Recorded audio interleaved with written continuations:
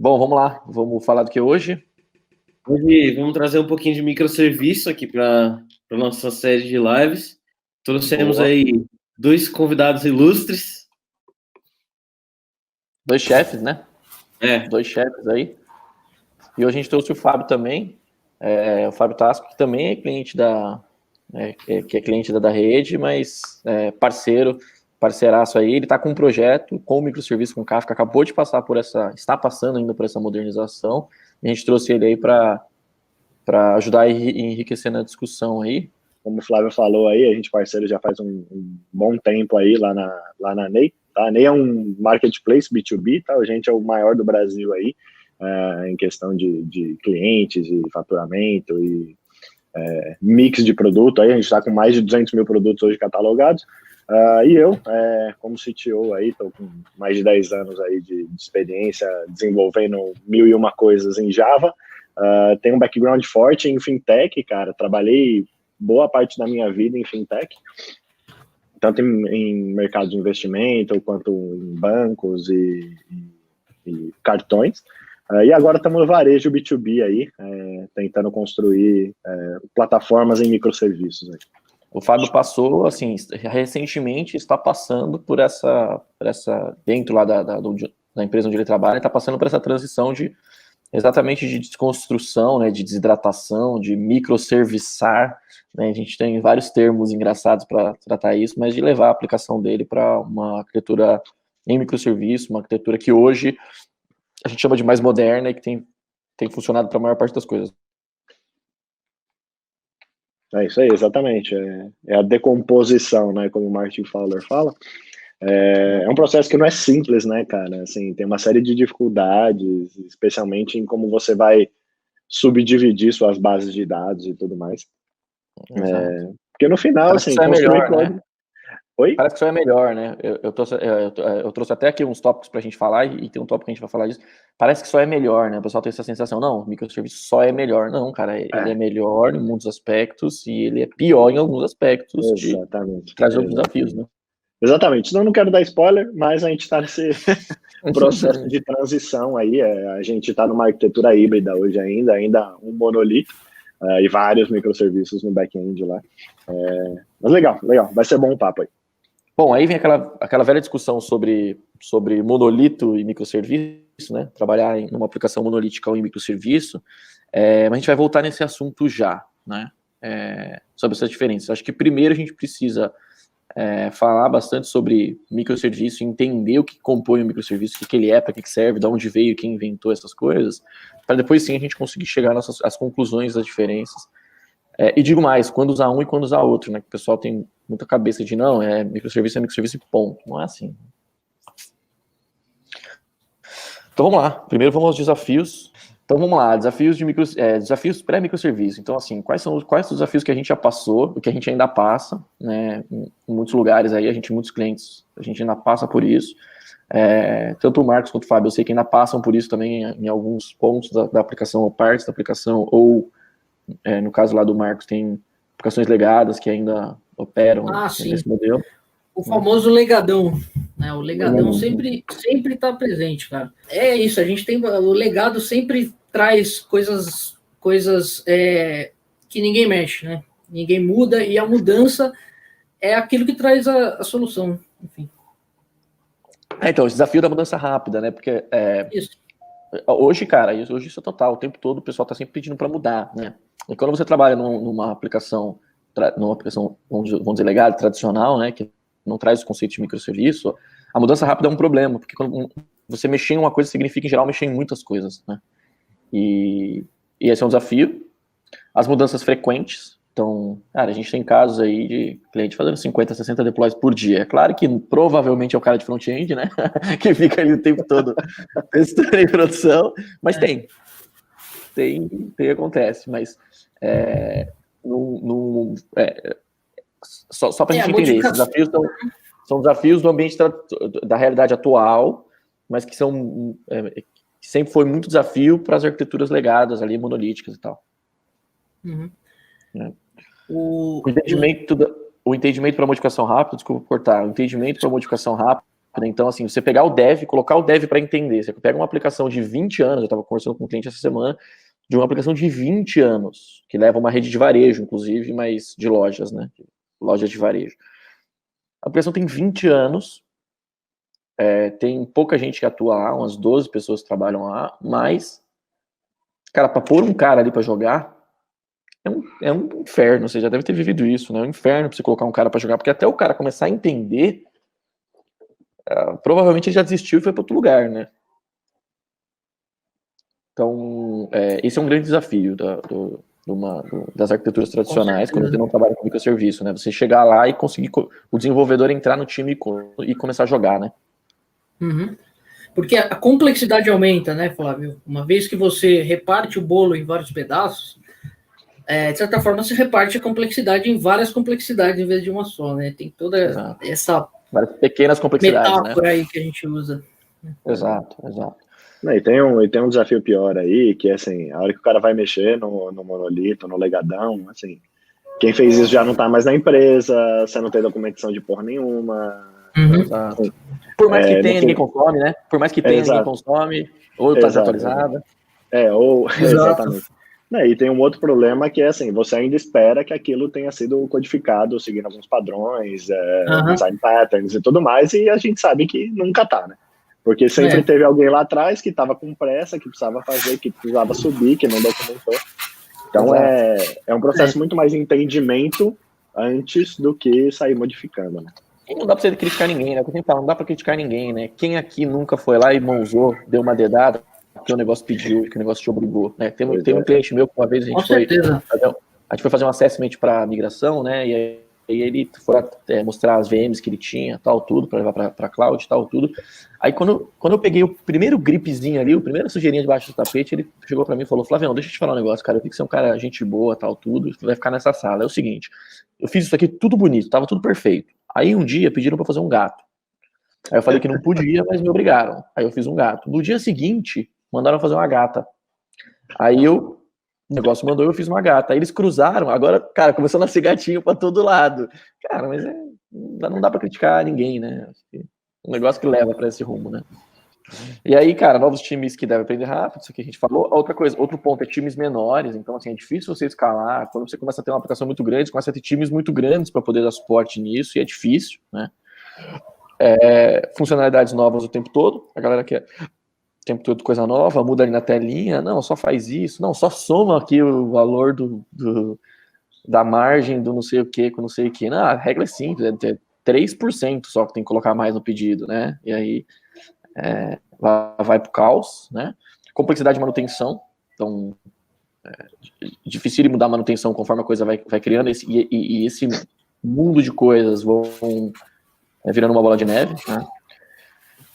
Necessidade de escalabilidade eficiente. Então, esse é um outro ponto, né? Tanto escalabilidade de equipe, de conseguir escalar, quanto de escalabilidade técnica mesmo, de você conseguir escalar a aplicação, né? De você conseguir fazer com que a aplicação suba, e a gente vê aí clientes passando dificuldades severas de ter que escalar monolito. Então, assim, o monolito escala, até horizontalmente, escala. Então, tem como fazer autoscaling de monolito? Tem. Só que toda vez que você dobrar, você vai dobrar um monte de memória que você não está precisando, você vai dobrar um monte de, às vezes até de CPU que você não está precisando, de disco que você não está precisando, e dificilmente isso não fica caro, né?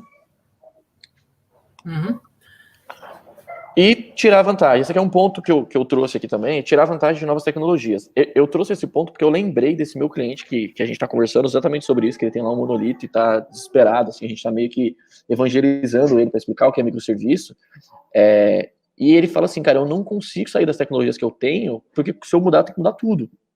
Então, como é que você destrói uma aplicação que está feita em Oracle Forms? Faz tudo de novo, entendeu? E faz tudo de novo. Então, você tem esse desafio, né? Eu não consigo... surge uma tecnologia nova, uma linguagem de programação nova, ou desenvolver... Tem um outro ponto também que eu gosto muito de falar, se você fica trabalhando com coisa muito antiga, essa molecada nova tá vindo com uma outra visão, né? Eles estudam microserviço na faculdade, cara, já, né? No Senai, por exemplo, que a gente tutora, cara, lá os caras 90% do curso é microserviço, cara. E aí, ou tecnologias novas, ou linguagens de programações novas. Aí o cara chega lá e vê que só tá tudo antigo, quer fazer coisa nova e não consegue, o que ele faz? Vai embora, cara. né? Você não consegue reter, né? Ô, Flávio, então, eu me lembro agora que, basicamente, o que eu falaria para esse seu cliente que estava com esse problema aí do Armforms e tal, é assim, é um problema bem comum, né? Você não conseguir quebrar o monolito ou desacoplar o monolito quando ele está muito acoplado, para ir para o mundinho de microserviço. Eu diria isso para ele. Esquece microserviço, vai para macroserviços. Assim, o que eu quero dizer com isso o conceito de microserviço, acho que o Fábio sabe disso daí também, que basicamente o Martin Fowler, ele não definiu o tamanho do que é um microserviço. É muito difícil você entender na prática o tamanho disso aí. Tanto que muito recentemente as pessoas estão discutindo bastante sobre o tamanho do microserviço, e tem muita gente falando em macroserviço agora. Então, o padrão de design, ele não define o tamanho. Então, basicamente,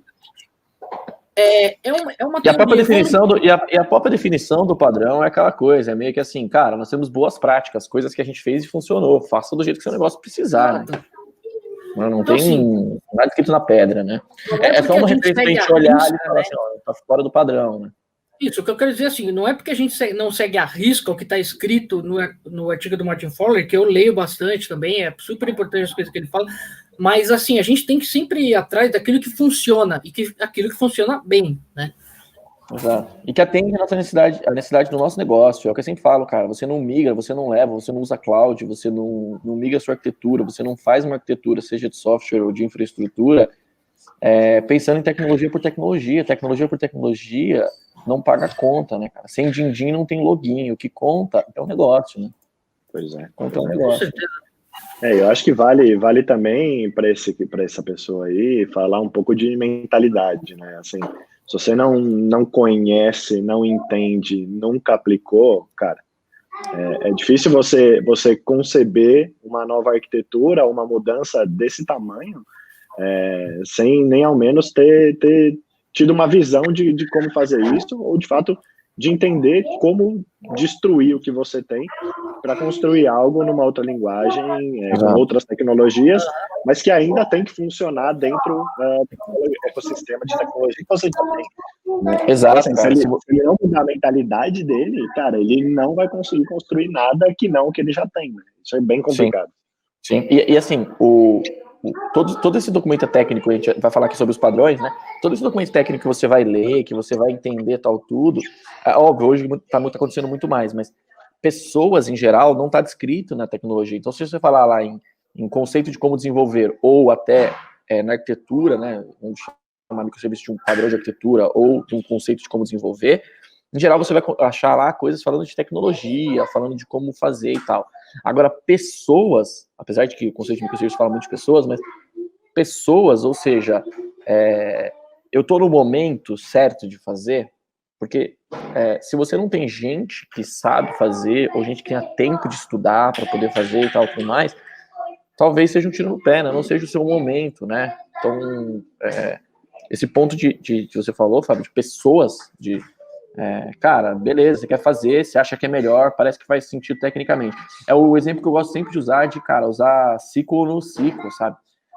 Tá na cara, tá tudo escrito tecnicamente que no SQL é melhor para essa aplicação.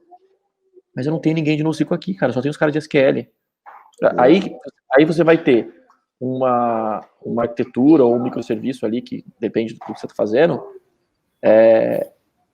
certamente muito mal feito, que você colocou alguém que não sabia fazer algo para fazer e não teve tempo de estudar. Talvez se tivesse feito com o SQL, a solução com o SQL teria sido muito melhor, né? Com certeza, talvez custaria menos até, assim, o tempo de planejamento às vezes é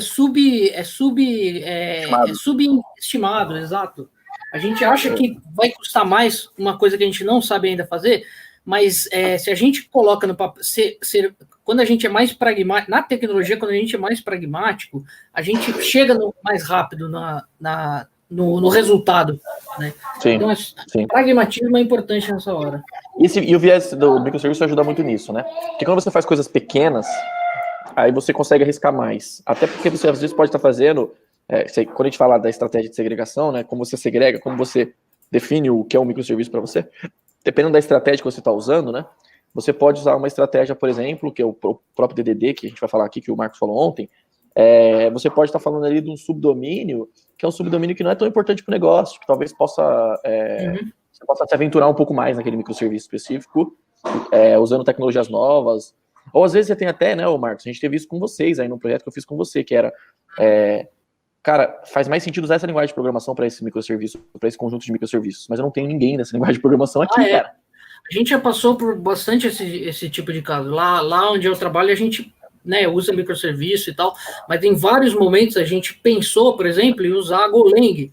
Golang, aliás, todo mundo que mexe com Kubernetes, assim, quem mexe com alguma coisa de Docker aí, vai saber que basicamente todas essas ferramentas são criadas em Golang. Tem um motivo por trás aí que a gente não vale a pena entrar aqui, porque é muito extenso esse assunto técnico. Opa, porém, já trouxe uma outra pauta aqui. Pra gente voltar e falar. Porém, assim, o Golang foi escolhido por algumas razões. O problema a gente também achava que essas razões valeriam a pena para nossa escolha, mas a gente não tinha ninguém que desenvolvia Golang. E aí a gente não foi para o Golang. Isso conta, exato, isso conta, não é só técnica, né? Pessoas contam. Bom, aí só para a gente seguir aqui, então falando dos padrões de microserviços, né? Quem define, na verdade, né? Tem, na verdade, um monte de materiais e o próprio blog do James Lewis, que tem material do James Lewis feito em conjunto com o Martin Fowler, que na verdade são as primeiras aparições, os primeiros documentos que fala sobre isso, aí que data de 2013 para 2014. Tem o Service.io, que é mantido pelo pessoal da Kong, que, cara, define de forma bem simples e bem legal também. E eu defino, não sei como você define, mas eu defino o microserviço como um conceito de como desenvolver e poderia chamar também de um padrão de arquitetura. Como é que vocês definem? Vocês têm uma definição diferente? Já pensaram nisso? Quando eu te pergunto o que é microserviço, o que vocês falam? Cara, eu penso muito em problema de negócio, né? Então eu trago muito essa realidade assim, no final a gente está construindo o software para resolver algum problema de alguém que provavelmente não é a gente, porque a gente constrói software para os outros, né? Pensando bastante no meu caso, acho que a maioria de todo mundo aí que não está construindo algum framework. Então, para mim, cara, um microserviço, ele é um conjunto de software aí, né? Não necessariamente conjunto de microserviços, mas ele é um software, no final, que vai resolver um aspecto ou um problema de negócio específico. E ele serve só para aquilo.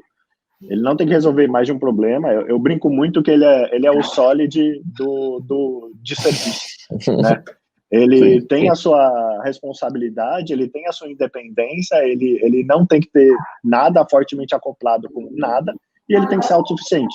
E ele precisa resolver um problema de negócio, seja ele qual for. Seja ele um problema de executar um player de um menu, ou seja ele de gerar um relatório para o meu cliente, ou seja ele, no nosso caso, por exemplo, gerar uma cotação de um produto. Cara, tem um microserviço que só gera uma cotação de um produto. Tá? Então, sim, esse cara serve para resolver esse aspecto de problema específico e ele não faz mais nada. Tá? Sim, inclusive, veja como a gente vai falar até das estratégias, veja como na tua cabeça é muito definida, assim, né? Que, inclusive, usando preceitos que são preceitos que muitas empresas adotam e tal. Mas você vê como é essa limitação do tamanho do microserviço, né? Para você estar claro na sua cabeça, você já sabe o que é e tal, tudo. Isso é um baita desafio. Tenho certeza que você já bateu muita cabeça para chegar nessa conclusão, né? Já, exato. Assim, a transição é complicada, né? Porque, como vocês falaram, né? Eu brinco muito também que a definição do tamanho do microserviço é igual ao Scrum, né? O Scrum fala dos eventos lá e aí você fala, beleza, e agora? Como é que eu documento? E agora? Como é que eu faço isso? E agora? De quanto em quanto tempo eu faço?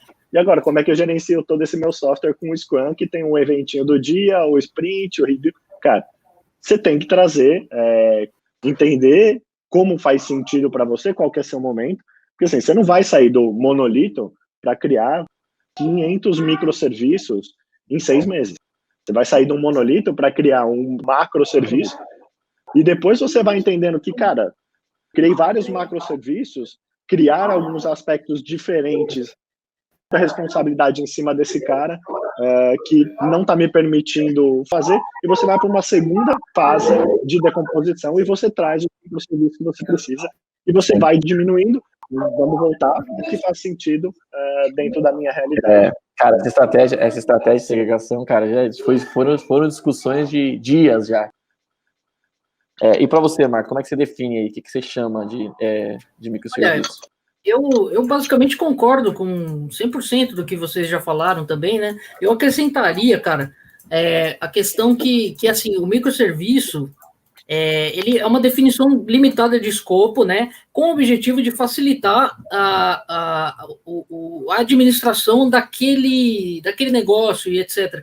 Só que também o conceito de microserviço foi também criado como um jeito de você paralelizar o trabalho das pessoas. Então, aquilo que você tinha falado no começo, Flavião, que basicamente um jeito de trabalhar, eu concordo 100%. Microserviço, normalmente mais. Se você tem pequenas equipes trabalhando independentemente em cada um dos microserviços, você tem uma linha do tempo para cada serviço independente do outro, ou seja, você paraleliza a produção e a produtividade da sua equipe. Então, basicamente, o microserviço, eu tenho essa crença bem forte disso daí, que ele foi um conceito criado para paralelizar a produtividade e não, ou seja, para diminuir o tamanho das equipes e não somente para diminuir o tamanho do escopo de negócio que cada equipe vai utilizar. E isso eu acho que porque tem um ponto, Marco, agora fazendo um contrapeso que você falou, criticando até o que você falou, pessoas fazem parte do que é o negócio, né? Equipes fazem parte do que é o negócio, sacou? Então, sei lá, onde você trabalha lá, provavelmente o fato de ter 1, 2, 3, 4, 10 equipes, ou voltar para uma e amanhã ter 20, isso faz parte do negócio, né? Sim. Às vezes a gente acha que dentro da nossa equipe ali de desenvolvimento, nossa squad, nossa comunidade, cada um chama de um jeito, né? A nossa squad, a gente entende que, cara, a gente está seguindo o negócio. E não, a gente faz parte do próprio negócio, né? Sim, então, sim. Você vai ter mais ou menos equipes. Tem que falar a equipes, mesma língua, né? Exato. Na minha visão, é um conceito de como desenvolver. Eu dou duas definições: o conceito de como desenvolver e arquitetura. E aí entra nessa questão da definição do próprio que é o microserviço, o que é cada microserviço. E aí vem esses desafios, né? Tem alguns. Muita gente já escreveu sobre o que é o microserviço, a definição, como definir a estratégia de segregação desse microserviço. Acho que tem até umas pautas e uns tópicos disso, né? Agora, falando dos padrões, assim, talvez eu tenha esquecido alguma coisa, tá? Mas falando dos padrões, tem a estratégia de segregação, que, cara, esse ponto que a gente já discutiu um monte, uso de times pequenos, a galera tem dito em 6 a 10, ou two pizza team, né? A Amazon usa o termo, o AWS usa o termo two pizza team, que é quantas pessoas você alimenta com 2 pizzas. Existe esse conceito, depois dá uma pesquisa, chama two pizza team. Quantas pessoas você consegue alimentar com 2 pizzas? Então, é claro que depende, né, das pessoas, né? Mas times pequenos, não existe uma definição de tamanho e tal, mas time pequeno, o pessoal tem conceito de 6 a 10. Teria um número específico, assim. Eu já mexi em microserviço, que eu era o único responsável, por exemplo, eu desenvolvi. Depois eu passei para a mão de mais um que ficou responsável por tempo, e depois esse daí passou para a mão de 2. Então, ele foi sendo passado, foi sendo herdado ao longo do tempo, mas é questão do foco, manter o escopo daquele. O que o pessoal tem dito é que, assim, o que tem funcionado bem são equipes que não passam de 6 a 10 pessoas, depende do negócio, depende do serviço, depende do que tá fazendo, mas, assim, menos óbvio, a gente sabe que tem sempre. Às vezes tem a impressão que é uma pessoa só que desenvolve, um monte de microserviços, inclusive, mas de 6 a 10 é o número que a galera tem dito como o máximo desejado para alguns casos. Tem um limite, um teto, um piso, talvez não tenha, mas um teto tem que ter, porque senão... Exato. Capacidade de desenvolvimento independente, isso aqui é uma coisa que eu bato bastante, sabe, cara? A gente vê muita gente trabalhando microserviço. Não, é microserviço, a gente faz microserviço. Aí o cara fala assim, não, mas essas 10 API eu tenho que atualizar sempre juntas. Porque se eu subo a versão de uma, eu tenho que ver a versão de todas. Aí você tem um belo de um acoplamento, esse é o nome, viu, pessoal? Exato. Então, assim, devem ser, por boa prática, para ficar mais fácil de lidar, devem ser o máximo possível desacopladas, né?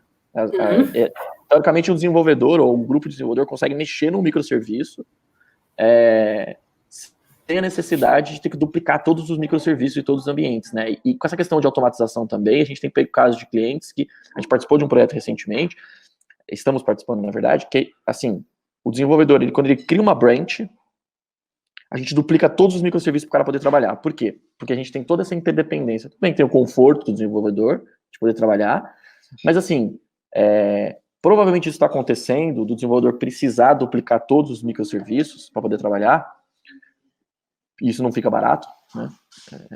Hoje é mais barato do que era no passado, mas isso está acontecendo em função do cara ter que mexer em 2, 3 microserviços ao mesmo tempo para a coisa funcionar. E eu acho que isso não é uma boa prática. Concordo 100%. Tá, toda essa interdependência e tal. Então, por isso que eu trouxe essa questão, capacidade de desenvolvimento independente. O ideal é que o cara conseguisse, jogar um containerzinho na máquina dele, brincar à vontade, fazer todos os testes que ele precisasse fazer, e se ele precisar interagir, ele tem um ambiente de desenvolvimento, de homologação oficial lá, que ele consegue mexer, né? Ele consegue plugar o microserviço dele de alguma forma. Com certeza, isso é um problema grande, porque, assim, quando você quer reproduzir um ambiente grande de microserviços para um desenvolvedor, por exemplo, eu estou fazendo a minha alteração no meu microserviço, eu preciso testar de maneira integrada, e, assim, vamos dizer que o ambiente de integração está sendo utilizado por outros programadores, eu teria que subir, basicamente, ou o ambiente inteiro na minha máquina, ou pagar na nuvem, subir um ambiente inteiro de novo. Eu já vi empresas que conseguem fazer isso, só que é um belo do esforço, sabe, para um ganho relativamente útil, porém, ou seja, é um desafio que não tem muita solução, cara, eu não vejo muita solução para isso, viu? Não, esse cliente, por exemplo, a gente está seguindo essa linha, sabe, de duplicar tudo.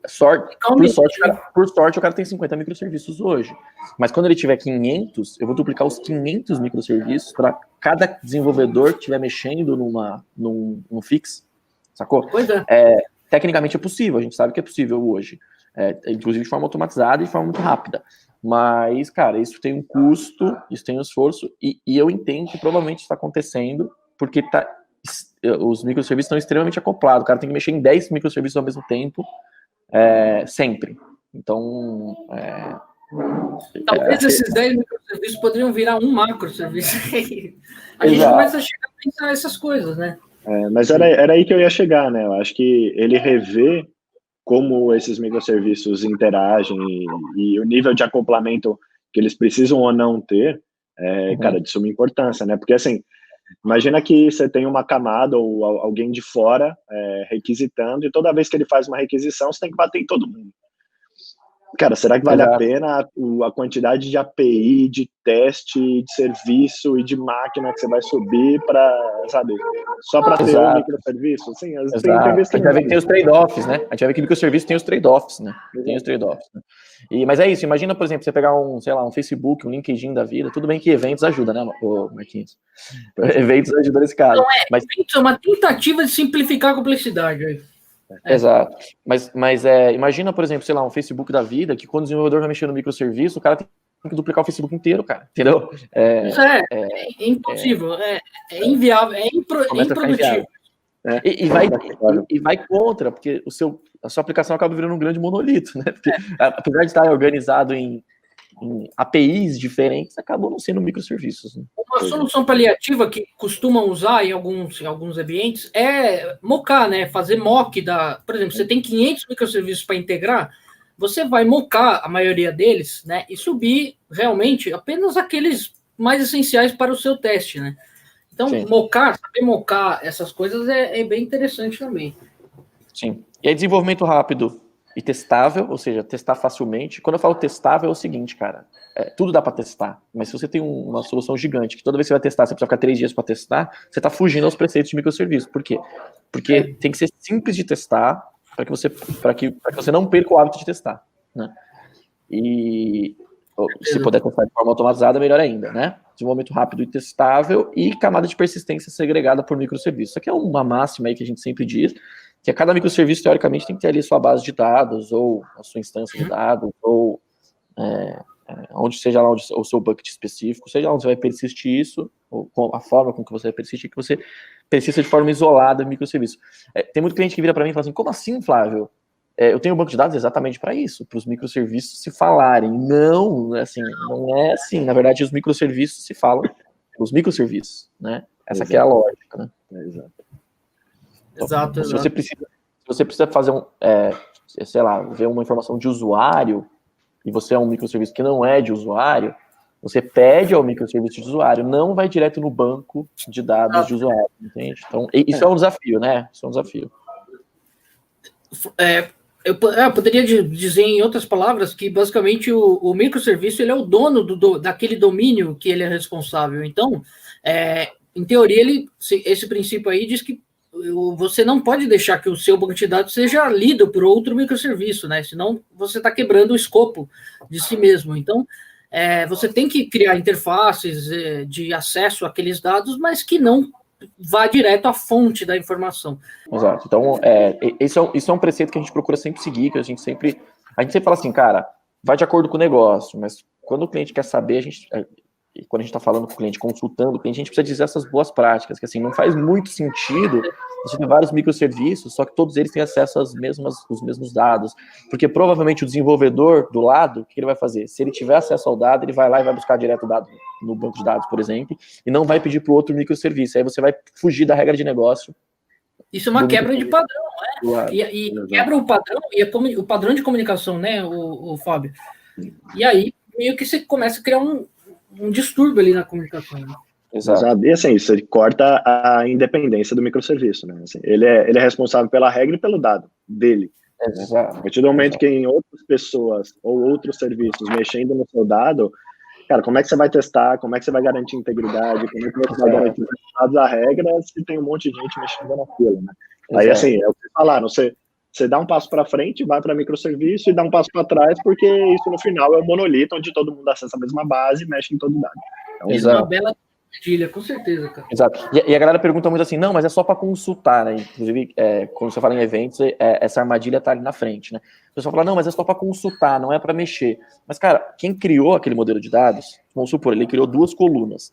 E ele falou que toda vez que ele for mandar o dado para você, ele vai fazer uma operação entre essas 2 colunas. Quando você vai direto pegar o dado e você não tem esse histórico, você não vai fazer aquelas operações. Então você não vai ler do jeito que quem pensou aquele dado bolou. E aí você pode simplesmente pegar o dado de uma coluna e ignorar a informação da outra e quebrar totalmente a regra de negócio daquele microserviço, né? Então, até na leitura isso é perigoso, né? E assim, a hora que você pensa em dev, né, em dia a dia de desenvolvimento, cara, imagina que você tem que fazer uma mudança em uma tabela e adicionar ou remover uma coluna por algum motivo. E aí você tem 3, 4, 5 microserviços que estão olhando aquela base de dados. Cara, você tem que pegar em todos eles e atualizar, seja a query, seja um mapeamento das entidades. Duplicar código, acabar duplicando código. De novo, não faz sentido. Ainda que você tenha uma biblioteca, que aí faz até mais sentido, mas por que está todo mundo usando o domínio do seu microserviço dentro dele, ao invés de se comunicar de alguma outra forma, né? É isso aí. As coisas não fazem sentido. E aí o limite do microserviço, né? Então, como decompor a sua aplicação, ou seja, como desacoplar a sua aplicação de microserviços. Então, qual é esse limite?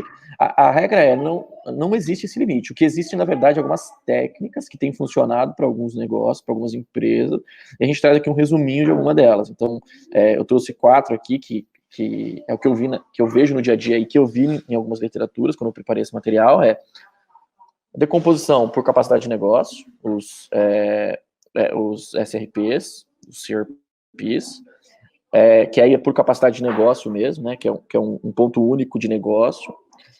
A decomposição por subdomínio, que daí tem subdomínio de domínios, que é o DDD, até o Marcos pincelou um pouco ontem.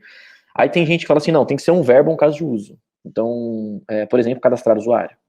Por exemplo, comprar algo. Depende muito do teu negócio, claro, mas do teu domínio principal, né? E aí tem gente que fala assim, não, tem que ser um substantivo. Então, assim, tem que ser um substantivo, um recurso corresponsável por toda a entidade daquele tipo. Então, por exemplo, cadastro de usuários. Então, não existe regra definida. O que existe são boas práticas. O que a galera tem usado mais, que eu tenho visto, por negócio, orientado a domínio e subdomínio.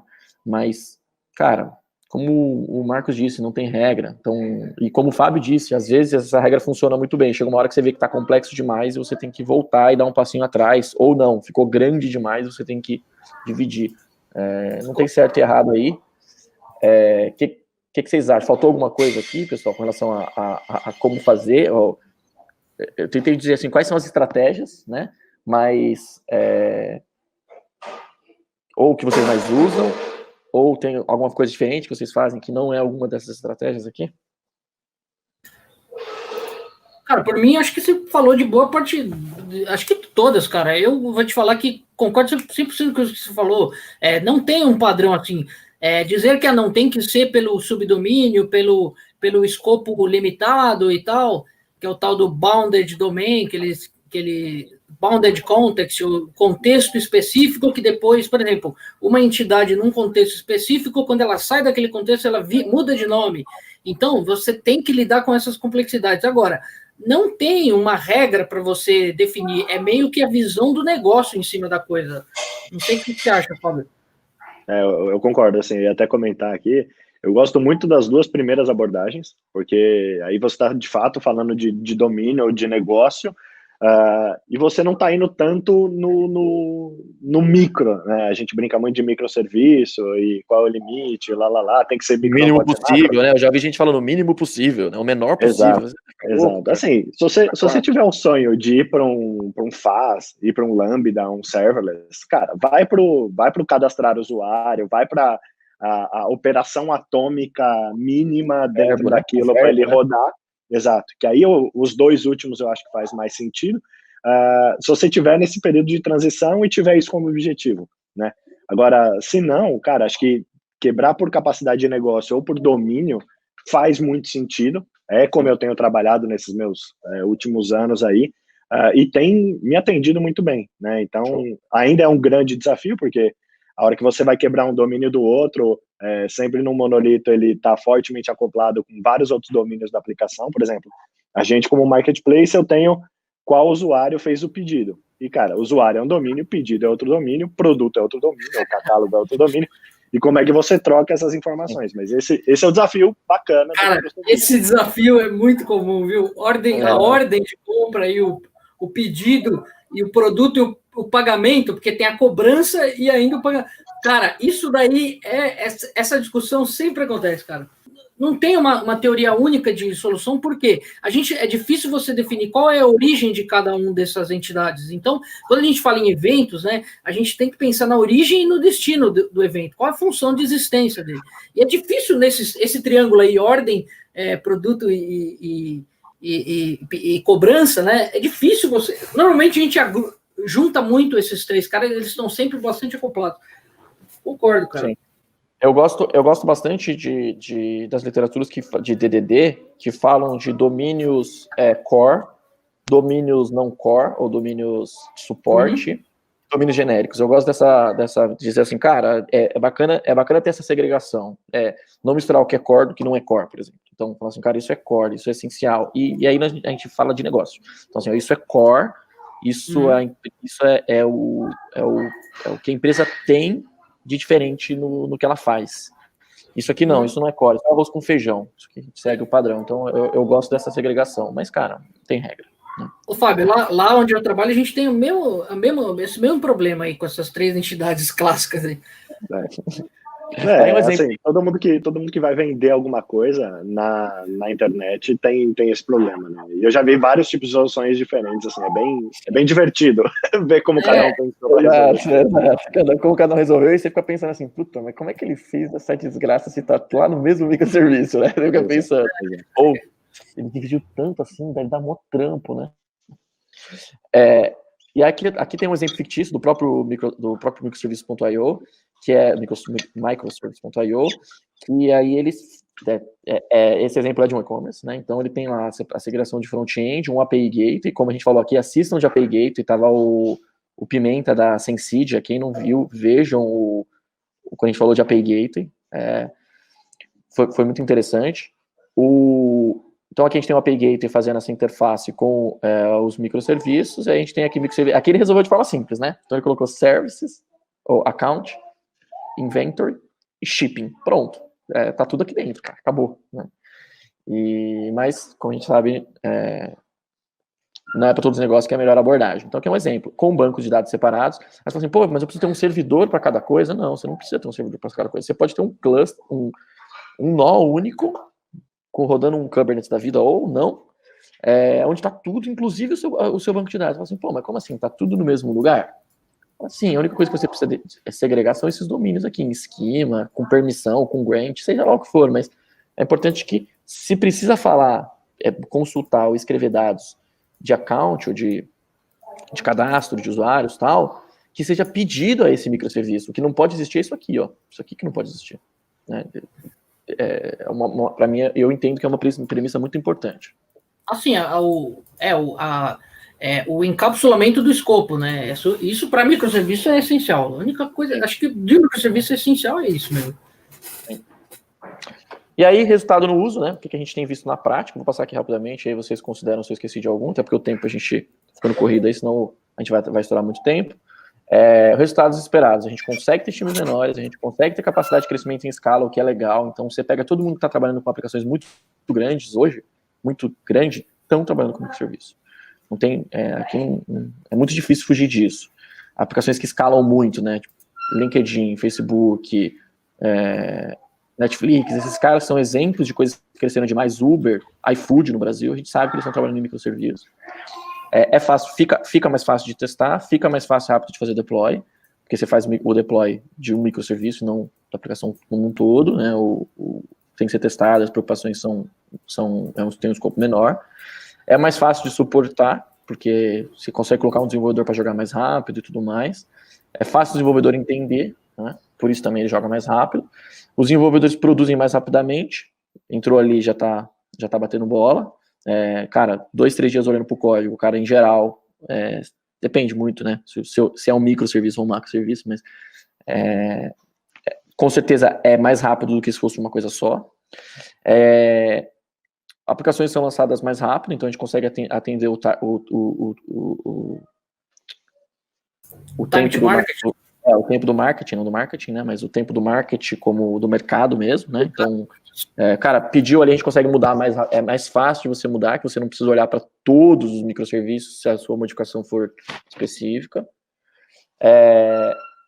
Escalabilidade proporcional ao negócio, então, tanto das equipes quanto dos próprios microserviços. Então, quando a gente fala de orquestração, a gente consegue escalar só aquele microserviço, por exemplo. Então, se o microserviço está onerando mais, a gente consegue escalar só aquele microserviço, a gente não precisa escalar todos os microserviços.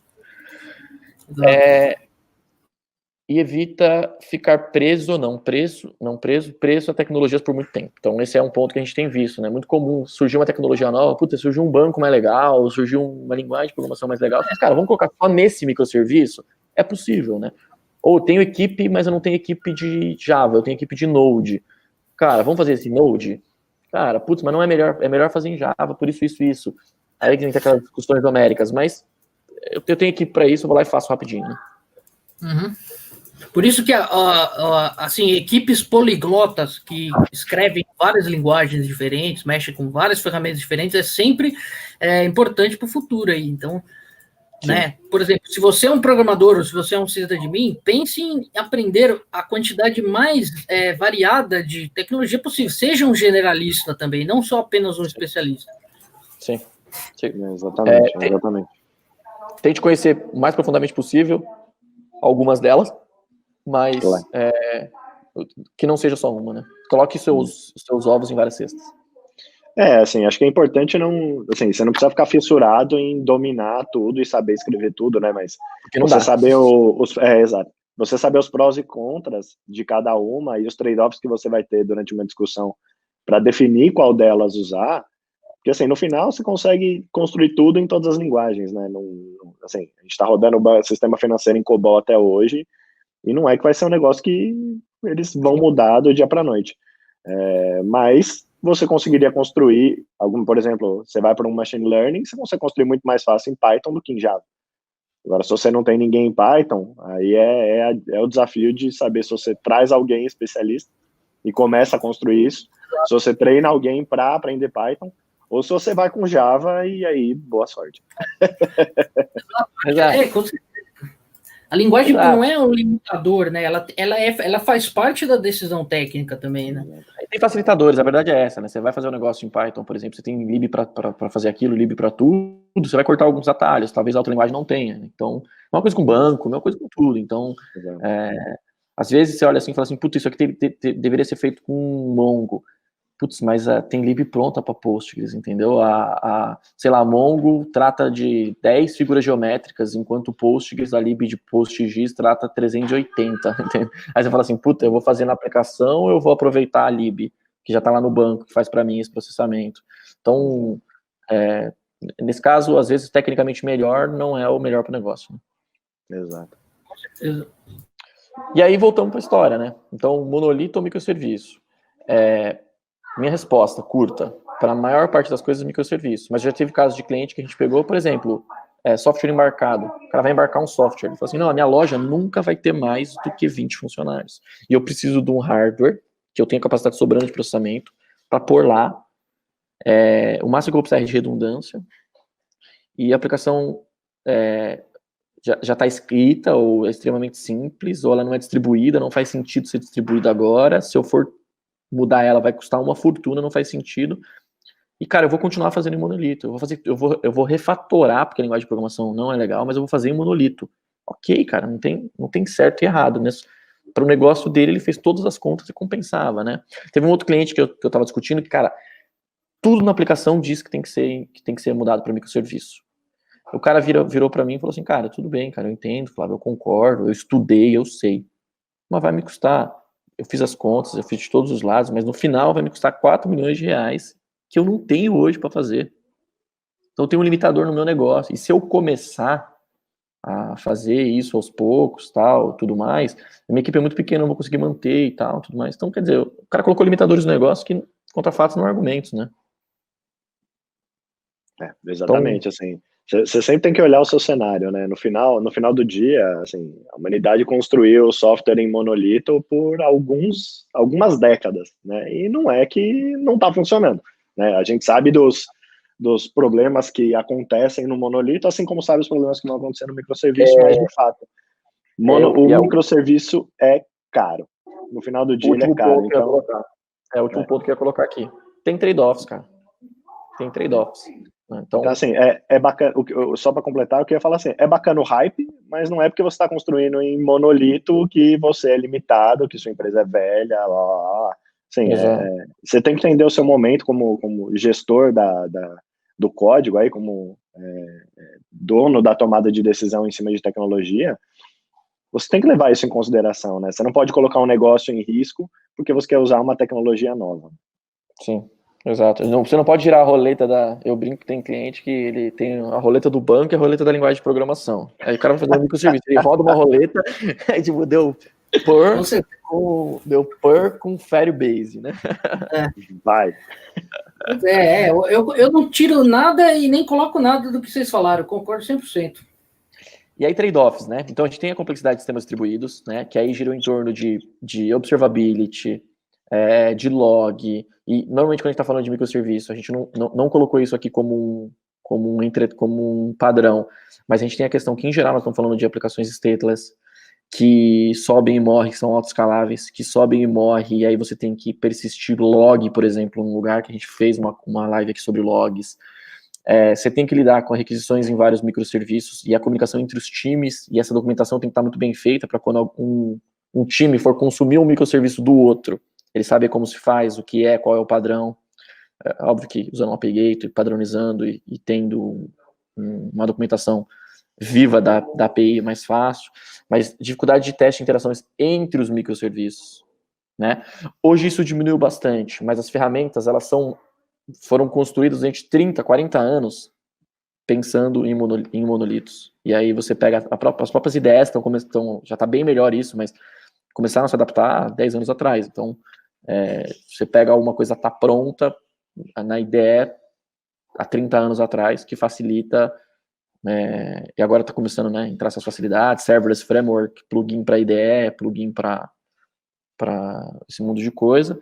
Aprender a lidar com deploy automatizado, porque quando você fala em trabalhar com microserviço, não dá para ter deploy manual mais. Então, assim, isso é uma formação que eu faço. Assim, passou de 5, já vai ficar impossível. Com certeza. Deploy, quando você tinha, a gente tinha que fazer deploy do monolito, demorava para fazer antigamente, porque não tinha ferramental todo e tal. Hoje em dia, ficou um pouco mais rápido, mas a gente quebrou, você tem 6 microserviços, você vai ter 6 vezes o trabalho. Então, você tem que saber automatizar bem essa parte. Sim, exato. Então, assim, não dá para você ter 50 microserviços, 100 microserviços, sem ter deploy automatizado, né? Então, tudo bem que é muito parecido. Então, por exemplo, sua pipeline de .NET, estava até discutindo isso ontem com um especialista nosso, sua pipeline de .NET, ela pode ter o mesmo Jenkins file, o mesmo padrão de build de compilação para 20, 30 dos seus microserviços, porque eles são deployados de forma igual. Mas tem que ser automatizado, deploy não tem que fazer, isso é uma coisa que não tem alternativa. Então, para você começar a usar microserviços, você tem que aprender a lidar com deploy automatizado. E por último, o overhead computacional, pessoal, vamos lá. Quando você fazia o negócio ali no bus, no barramento da mesma máquina, né, com uma classe chamava outra em memória, as duas estavam no mesmo ponteiro de memória quase, do lado uma da outra, agora você vai às vezes sair do hardware, às vezes sair da rede, às vezes sair da região do mundo, para ir buscar outra com overhead de TCP, de HTTP, cara, vai, dependendo do caso, instanciar 2 vezes a mesma lib, 2 vezes o mesmo binário, dependendo do caso, 2 vezes o mesmo kernel do sistema operacional. Então, você tem overhead e o custo computacional acaba sendo maior, não tem para onde fugir. É que pessoas hoje são mais caras, né? Eu sempre faço essa pergunta, qual é o maior custo que o departamento de TI da sua empresa tem? Duvido que seja hardware. Muito provavelmente vai ser pessoas, né? Então, mas existe um overhead computacional. Então tem todos esses trade-offs aí, pessoal. Concordam discordam de algum ou esqueci de algum? Vai lá, Marcos, vai lá, pode ir lá. Não, eu ia falar que só que o overhead computacional também inclui a questão de você ter que lidar com a assincronicidade, né? Quando você tem um processamento distribuído em microserviços, né? Você tem que lidar com a sincronicidade dos acontecimentos. E isso se torna um desafio novo aí também. Microserviço quebrando em cascata, né, o Marcos? É isso que você está falando, né? Microserviço quebrando em cascata. Você quebra quebra todo. Né? Como é que você faz? Por exemplo, você tem exemplo rápido, você tem 6 microserviços, você tem que fazer, cada escopo de microserviço ele tem que ser executado depois do outro. Como que você faz? Um microserviço chamando o outro? Se você faz isso, basicamente... se um dos microserviços cair, você quebrou basicamente o sistema inteiro. Então, é um problema difícil de resolver. Exato. A gente teve esse desafio numa financeira lá atrás, né? Assim, eles tinham um monolito lá para o transacional, né? Para processar as transações que vinham das maquininhas e tudo mais. E eles resolveram quebrar. Só que, cara, assim, para você aprovar uma transação, você precisa validar o cartão do cara, ver se ele está ativo, ver se o cartão é válido, ver se a transação está dentro do limite, ver se não é um risco de fraude. Cada um desses aspectos estavam no microserviço. Então, assim, no final, ele tinha que ter um cara na frente que ia disparar para todo mundo, ia recolher a informação de todo mundo e fazer uma espécie de farol, né? E aí, se o farol tivesse verde para todo mundo, ele sai com a transação. Se não, explode. Mas, assim...